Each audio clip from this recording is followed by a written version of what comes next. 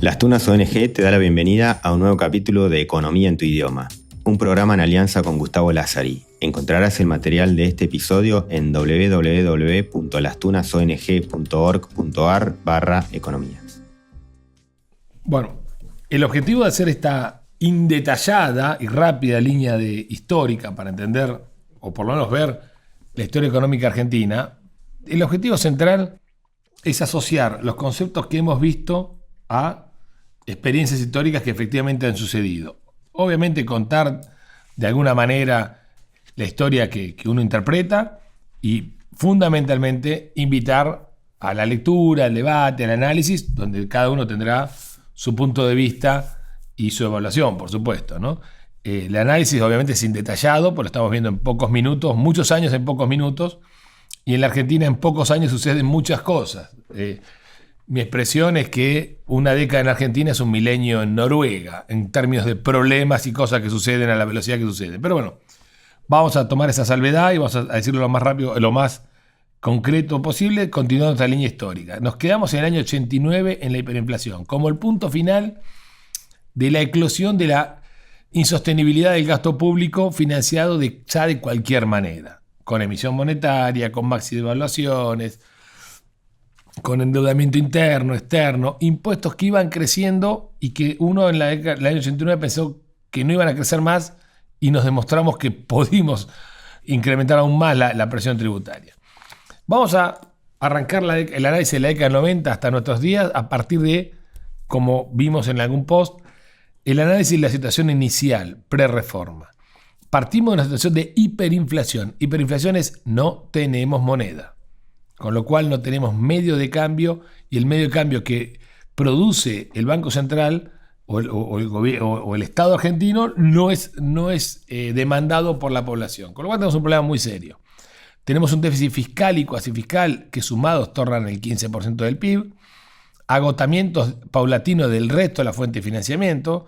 La Argentina ya no podía cobrar más impuestos a un sector privado exhausto, no podía endeudarse por los default de la deuda externa y fundamentalmente porque el endeudamiento interno privado ya era carísimo, colapso de servicios públicos, pobreza en medición puntual del año 89 en mayo 47%, o sea muy alta, igual sobre eso vamos a hablar en otro post, controles de precios y economía hiperregulada. Esto es la Argentina que arranca en el cambio de gobierno a partir del año 89, en julio del año 89.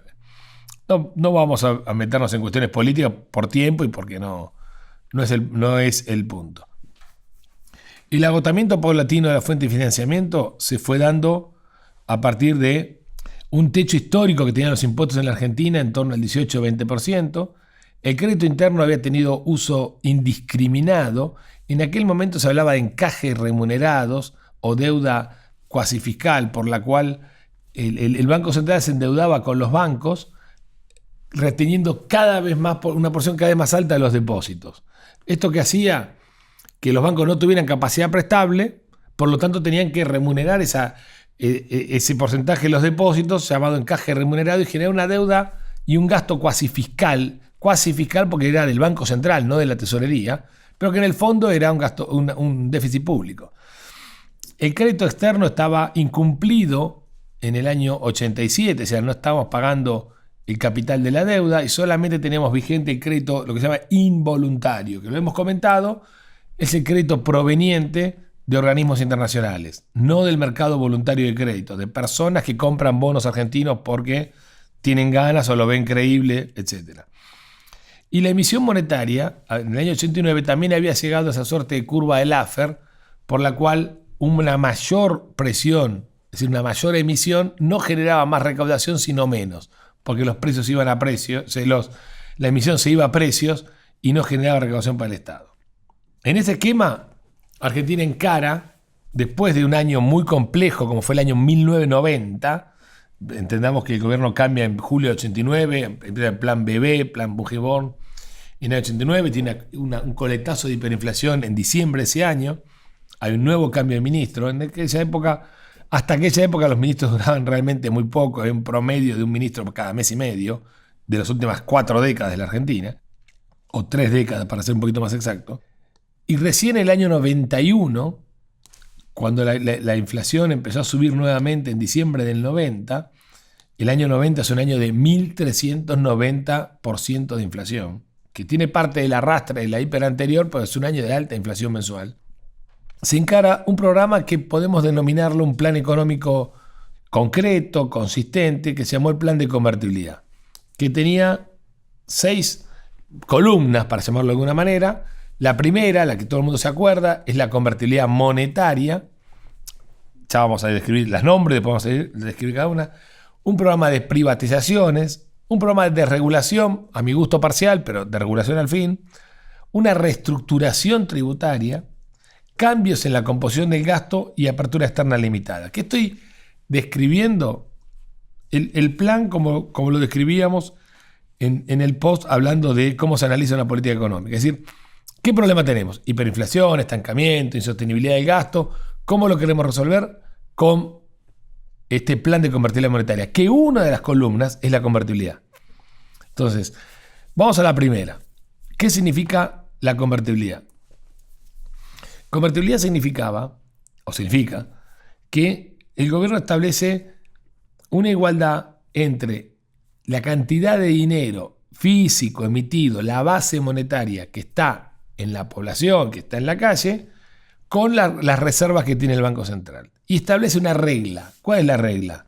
Al tipo de cambio determinado, que fue 1-1, podría haber sido 1-3-1, 2-1, lo que sea, arranquemos 1-1.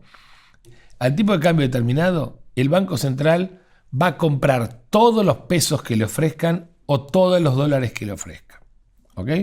Entonces, el Banco Central, si ibas con un peso al Banco Central, te iba a dar un dólar. Si ibas con un dólar, te iba a dar un peso. Es decir, establece una regla monetaria y un tipo de cambio. Ahora, el plan de convertibilidad es un plan monetario, no es un plan cambiario. ¿Ok?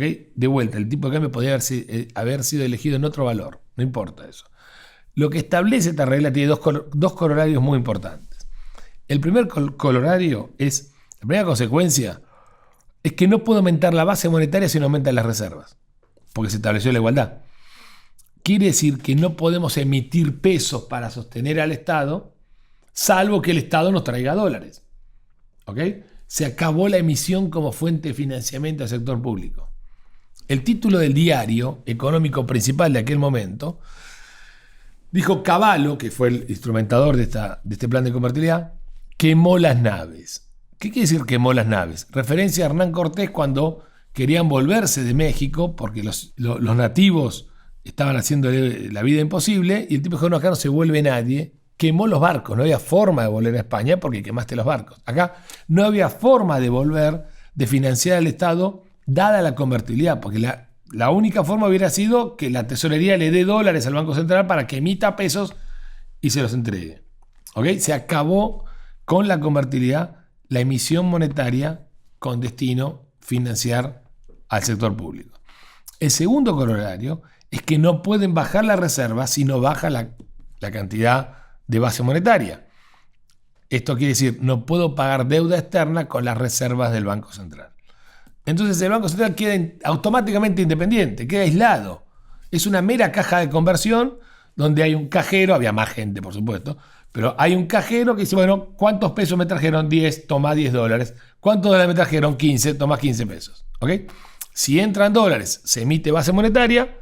Si salen dólares, se contrae base monetaria. Punto. Termina la función del Banco Central. De ahí, la tasa de inflación será una resultante, la tasa de interés será otro resultante, y el Estado se tendrá que arreglar en cómo financiarse. Arrancamos con déficit fiscal. ¿Ok? Con lo cual, hay que reconstituir la fuente de financiamiento. ¿Cómo se reconstituyeron las fuentes de financiamiento?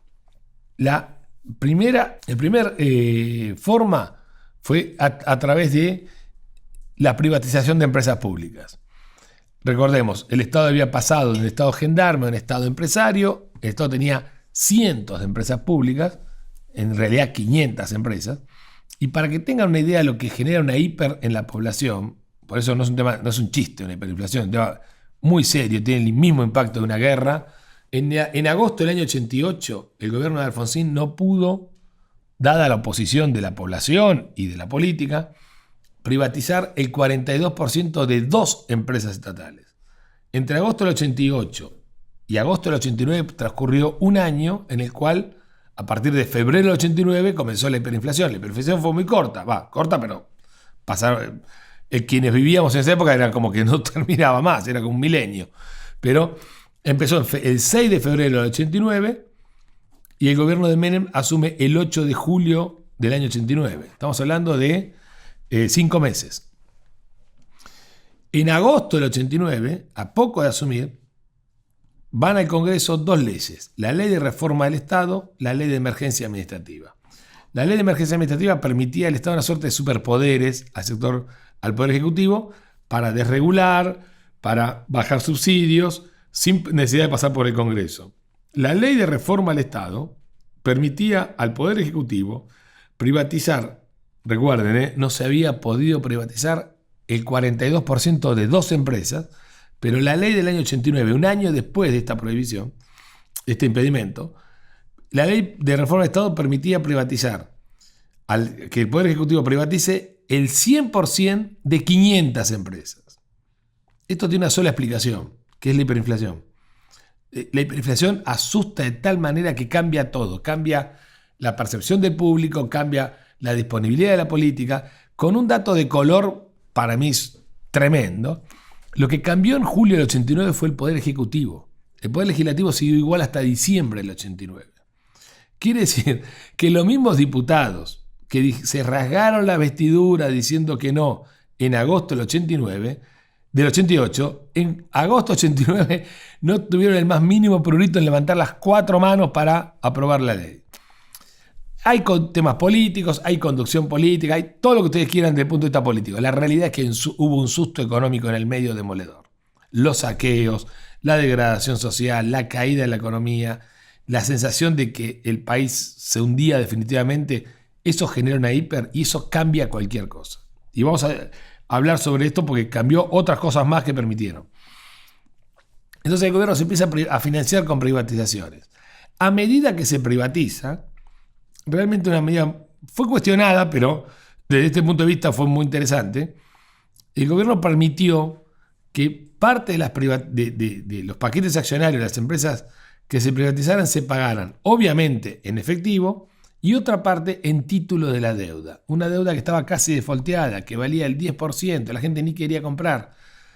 ¿Cuál fue esta intención? En primer lugar, quienes compraban las empresas tenían esos títulos de clavo y decían: recibime este cheque rechazado, para decirlo en términos caseros. Pero la realidad es que eso permitió recomponer la confianza en los títulos públicos.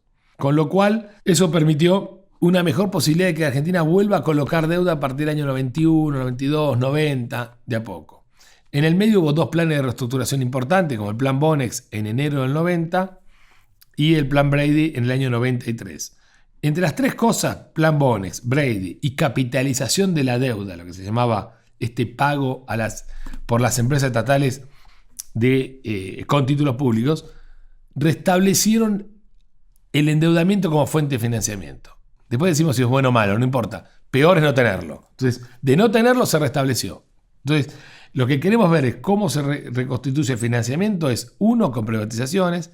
2, con este restablecimiento del endeudamiento. Y las privatizaciones empiezan a restituir la fuente impositiva de financiamiento. ¿Por qué? Porque la misma empresa que generaba déficit empieza a ser pagador de impuestos. Cambia el signo. Dejamos de pagar por un teléfono, el Estado dejó de subsidiar teléfonos para empezar a cobrar de la empresa telefónica. Quienes vivieron esa época se van a acordar que había carteles en la calle que tenía el color de la empresa telefónica y el número de impuestos a la ganancia que había pagado, que no solo era mayor que 0, no solo era alto, sino que era mayor que 0, era distinto de 0. Antes el número era negativo, porque la empresa pública le sacaba plata al Estado, ahora la privatizada le puso. Aparecieron sectores dinámicos como los bancos, las administradoras de fondos de pensión, el sector automotriz, todo el sector productor de consumos postergados, porque la década de 70 y 80 fueron una década de consumo postergado por la hiperinflación, donde ahí se restableció el impuesto como fuente de financiamiento. Y un tema no menor fue que crecieron los impuestos, el IVA pasó de 16 a 18, de 13 a 16 y 16 a 18 generalizado. Antes tenía muchas excepciones. Y además creció la recaudación por eficiencia de la recaudación. El cambio tecnológico metió computadoras en el Estado que no había en la década del 80, o había poco, digamos, no es que no había, y le dio más eficiencia a la recaudación. Hacia el 94, las fuentes de financiamiento se habían reconstituido. Tardaron 5 años en reconstituirse. El 93 es el primer año y lo vamos a ver bien en un segundito, es el primer año en 50 con superávit fiscal. ¿Ok? O sea, el primer año en 5 décadas, donde Argentina tiene superávit fiscal. Ahora, el régimen el plan de convertibilidad como plan tiene dos patas más. Una es la cambio de la composición de gasto. Al sacar las empresas públicas, el déficit de empresas públicas pasó a gasto social. Esto es un dato histórico y objetivo de la realidad. Después que no se diga es otro asunto. La realidad es que el gasto social empezó en la década del 90, cambiando esta composición de gasto. Bajó el gasto económico, aumentó el gasto social, los números no permiten mentir. Y una apertura externa que yo la llamo limitada.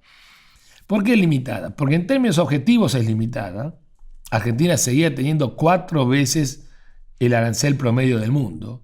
El mundo del arancel era el 3%. Recuerden cuando vimos el post sobre el tema del GATT, cómo bajó y fue muy exitoso en la baja de aranceles para bienes industriales entre países industrializados. Bajó del 50 al 3%, pero Argentina tiene un arancel promedio del 14% de la década del 90. O sea, 3 por 5, 15, casi 5 veces el promedio internacional.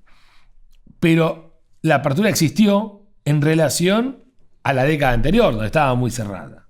Es decir, nos abrimos en relación a nuestro pasado, pero seguimos encerrados en relación al presente, en relación a otros países. Con lo cual, la apertura no es total como se parece, pero fue importante. Fundamentalmente la apertura con el Mercosur, que permitió arancel cero con un país muy importante que no lo teníamos. Un punto no menor sobre las privatizaciones, que sirvió para restablecer la confianza en los títulos públicos, además sirvió para recaudación, y se produjo el famoso trade-off entre la eficiencia y la recaudación. Un esquema de privatización más eficiente hubiera implicado establecer mercados con mayor competencia. Vamos a hacer un post sobre competencia y monopolio para entender esto, pero esto viene más adelante, pero entendamos por un momento lo siguiente, que mercados más competitivos tienden por acción de la competencia a bajar los precios, con lo cual sería más eficiente para la prestación de servicio, mucho menos cómoda para el empresario, pero mucho más eficiente para los consumidores, pero recaudaría menos. Ahora, para recaudar más, tenemos que sacrificar eficiencia vendiendo un monopolio. Las privatizaciones giraron de monopolio a eficiencia, de monopolio a competencia. Entonces, las primeras son ventas de mercados monopólicos, Telefónica, el transporte aéreo, para girar a ventas de mercados más competitivos, como la privatización energética, fundamentalmente la producción de energía eléctrica. De vuelta y a la luz del prisma que usamos para verificar una política pública. ¿Qué tiempo había? ¿Había tiempo o no había tiempo? Pues si hubiera habido tiempo y uno hubiera optado por recaudación en lugar de eficiencia, es mucho más criticable que si no hubiera habido tiempo. ¿Okay? En el mismo momento, Inglaterra también estaba privatizando, una década antes, y optó por la eficiencia. ¿Por qué? Porque no tenía déficit fiscal y tenía tiempo.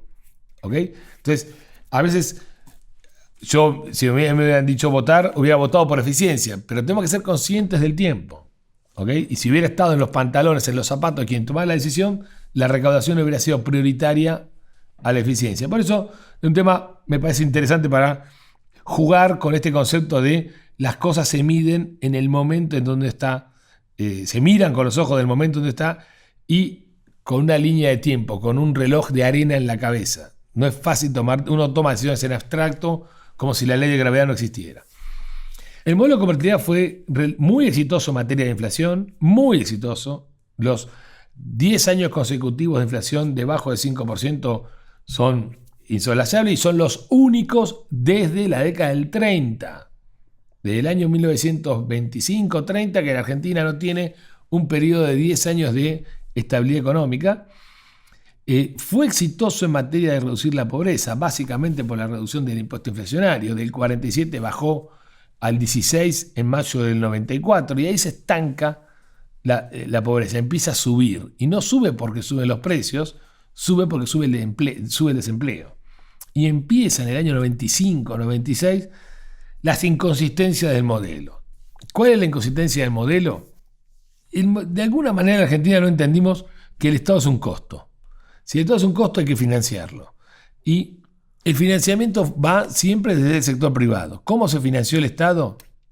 A través de presión impositiva, endeudamiento que elevó la tasa de interés, ¿no? Y eso afectó los costos del sector privado, que no podían trasladar esos costos a mayores precios porque la economía estaba semiabierta, vamos a decirlo rápidamente, es decir, que si aumentaban los precios entraba el producto importado y el tipo de cambio era fijo. Entonces, no había posibilidad de trasladar esos costos para arriba, porque la economía estaba abierta, el tipo de cambio estaba fijo y los costos de abajo empujaban. ¿Qué se achicó? La rentabilidad empresaria. Se achicaron las empresas, despidieron personal. Entonces, uno ve y nos queda la primera visión que la economía abierta cerró empresas. En realidad es la inconsistencia de aumentar presión impositiva y tasa de interés incrementando los costos de la empresa. ¿Okay? La lógica que sigue en todo el mundo es que todas las economías están abiertas y los tipos de cambio impiden ajustes en todo el mundo. Ahora, ¿qué pasa? La presión impositiva no se come la rentabilidad, las tasas de interés no se come la rentabilidad. Entonces, la carrera es hacia abajo. Por eso no es correcto el modelo que hablamos en algún momento de deterioro de los términos de intercambio. Los precios de los productos industriales no suben, baja. La carrera es hacia abajo. Un tractor de hoy produce 100 veces más que un tractor de principio de siglo. Y lo pagás con mucha menor cantidad de productos. Una computadora de hoy no es ni comparable con una hace 10 años. Ni hablar un teléfono. Entonces, los precios de los bienes bajan profundamente. El teléfono más caro imaginable, la marca más cara, reemplaza entre 10 y 15 aparatos electrónicos, que comprado individualmente hubiera costado 10 veces el valor del teléfono. Entonces, los precios bajan. Ahora, cuando tenés esos frenos a la baja, como la presión impositiva y la tasa de interés, y no podés ajustar los precios para arriba, te fundís. Eso es lo que le pasó a la década del 90. Es una inconsistencia económica. Es inconsistente el gasto público elevado con la economía abierta. Punto.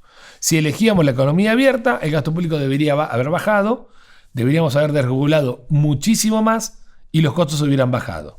¿Okay? Y las empresas si hubieran tenido la creatividad para bajar los costos pari passu, la economía seguía abierta.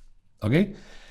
Volvimos al modelo de cerrar la economía, no de bajar la presión por el lado de los costos. Algunas lecciones de la década 90. La primera, no hubo límites institucionales al endeudamiento y al gasto. Y hubo una suerte de trampa,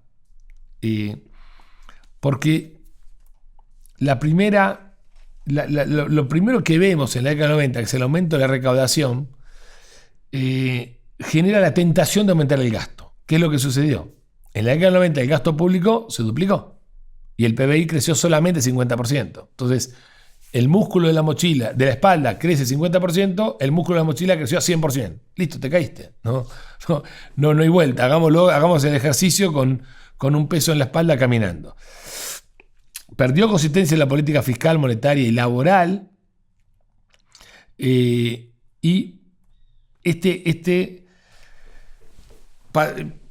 Yo uso un dicho, lo atractivo fue peligroso. La mejora en el financiamiento multiplicó el gasto. No hubo límite a la exención al sector privado y se debatió mucho en la década del 90, y yo dejo el debate abierto porque honestamente no lo tengo resuelto, es si lo primero es lo segundo o lo segundo es lo primero. Es decir, si la reforma institucional debe preceder a la económica o la económica a la institucional. Lo que no debe pasar es olvidarnos de la institucional. La vamos a hablar entonces después. La década del 90 no inició la reforma que se llama segunda generación. Esto es, eficiencia en la justicia, mejorar los mercados laborales, mejorar la prestación del gasto, mejorar la prestación de las asignaciones sociales y de la obra social y de las jubilaciones. Eso se hizo parcialmente en el caso de las jubilaciones, pero el resto quedó casi como si nada. Ahora, algunas lecciones de la década del 90 adicionales, la década del 90 generó algunos excluidos. Y el excluido genera dos problemas. Primero, que es injusto, porque la verdad es que el empleado que perdió su puesto en el Estado porque se privatizó no fue el culpable del estatismo y no merece ningún tipo de ese tipo de condena. Y le costó mucho adaptarse al sector privado de la economía. Y le costó porque el sector privado de la economía seguía con una tasa impositiva insostenible y con regulaciones insostenibles. ¿Ok? Y la competencia, ahí los tiempos jugaron mal. Entonces, de alguna manera generó excluidos y, por lo tanto, enemigos de la reforma. Y hoy nombrás la palabra apertura, nombrás la palabra convertibilidad y generás enemigos que en realidad son costos de la inconsistencia macroeconómica de la década del 90. Fundamentalmente de haber permitido que el gasto público creciera y se comiera la rentabilidad empresaria. Pero eso hay que dar una explicación adicional. ¿Cómo siguió? La década del 90 cae en el año 2001. Se puede hablar mucho más, pero vamos a hacer un raconto hasta la caída. Cae en el año 2001. Hay un desmanejo político no menor. En el año 99 un cambio de gobierno que asume con un diagnóstico correcto. El problema es el déficit, pero las medidas fueron equivocadas. Al déficit fiscal insostenible de la década del 90, el ajuste fue más impuestos. Y más impuestos terminó de matar la economía. Esto es la reforma fiscal del año 99, diciembre del 99. Obviamente en el 2000 las medidas no respondieron. Empieza a jugar, vieron cuando dijimos, veamos los tiempos, tirás una medida, ¿qué tiempo tenés? Se perdió la paciencia. Hubo errores inesperados en el año 2001, como la renuncia del vicepresidente, problemas de liderazgo político, y un dato no menor, septiembre del 2001 estallan las Torres Gemelas. No hay que dejar de mirar al mundo. El mundo era muy generoso en los 90, a pesar de las crisis que había, era un mundo de mucho crecimiento, pero la caída de las torres cambia el eje, y Argentina iba a pedir plata a Estados Unidos, que lo único que le preocupaba era que se le cayeron las torres. Estábamos fuera de la agenda. Cae el gobierno de la Rúa en diciembre del 2001, en el medio escenario de violencia. Hay 5 presidentes en una semana, para recordar, vamos a hacer rápido la historia, y hay una deconstrucción institucional que llevó a una caída libre en el 2002, con la ruptura más violenta de contratos, especificación asimétrica, aparición de los planes sociales como derecho, que esto es un tema que de ahí cambió la década, y una licuación y una transferencia involuntaria de ingresos a través de la maxi devaluación de 1 a 4, que después bajó a 3, pero la primera fue de 1 a 1,40, todos felices. Se fue el dólar a 4 y ahí hubo un cambio de propiedades, de transferencia de ingresos de un sector a otro, que fue demoledor, con la ruptura de contratos más importante quizás de muchos años. Y ahí generó una caída libre. El PBI en el año 2002 cayó 16%. En el año 2003 hay un cambio presidencial y vamos a hablar a partir de eso en el próximo post. Esto fue Economía en tu idioma. Encontrarás el material de este episodio en www.lastunasong.org.ar/economía. Si te interesa participar de reuniones para conversar sobre estos contenidos o querés ser facilitador y organizar tu propio grupo, contactanos a través de este mismo link. Podés encontrarlo en la descripción.